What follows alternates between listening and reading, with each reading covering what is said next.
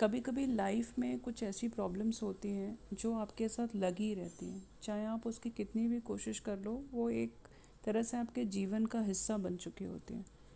किसी के साथ ये क्रॉनिक हेल्थ इशू के रूप में होता है, कोई फाइनेंशियल हो सकता है, कोई इमोशनल लेवल पर बहुत परेशान रहता है। 10 साल, 12 साल, 20 साल चलती रहती है चीज़ें।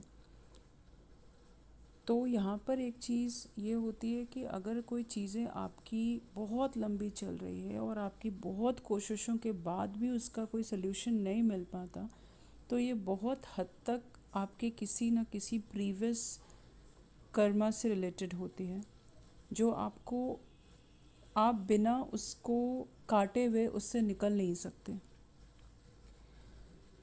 तो यहाँ पे बेटर ये है कि अगर हम गुरुजी को कॉन्टिन्यूस ये बोलते रहें कि हमें उस प्रॉब्लम से निकालो निकालो, क्योंकि कई बार ऐसा होता है कि गुरुजी ने भी कहा था कि अगर कोई ऐसी प्रॉब्लम है जिसको आपको बार बार कहना पड़ रहा है, तो इसका मतलब उस प्रॉब्लम को आपको काटना बेटर है।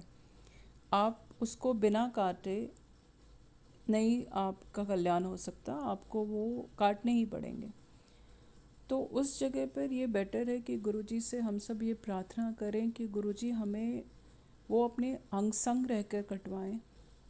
जैसा गुरुजी कहते हैं कि 90% आप नहीं काट रहे होते हो, 10% ही है। जितना भी है, चाहे वो 10% बहुत ज़्यादा लगता है, पर वो 10% ही है। और वो 10% भी हम बिना गुरुजी के अपने सर पर हाथ रख के नहीं कटवा सकते संगत जी।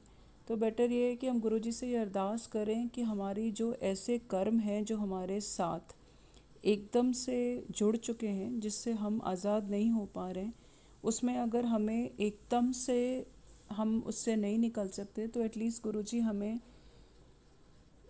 साथ रह के अपनी गाइडेंस में उन कर्मों को कटवा दें और उन कर्मों को कटवाने की शक्ति दे दें।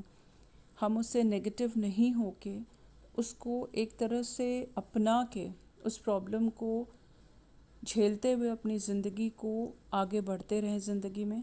तो गुरुजी से एक बहुत बड़ी हाथ जोड़ के प्रार्थना है कि हर उस संगत को जिसकी प्रॉब्लम्स उनसे अकेले नहीं संभली जा रही, महाराज उनको ज़रूर हेल्प करें और उनके साथ रह के उनकी अपनी गाइडेंस में उन प्रॉब्लम्स को कटवाएं। जय गुरुजी। शुक्राना गुरुजी।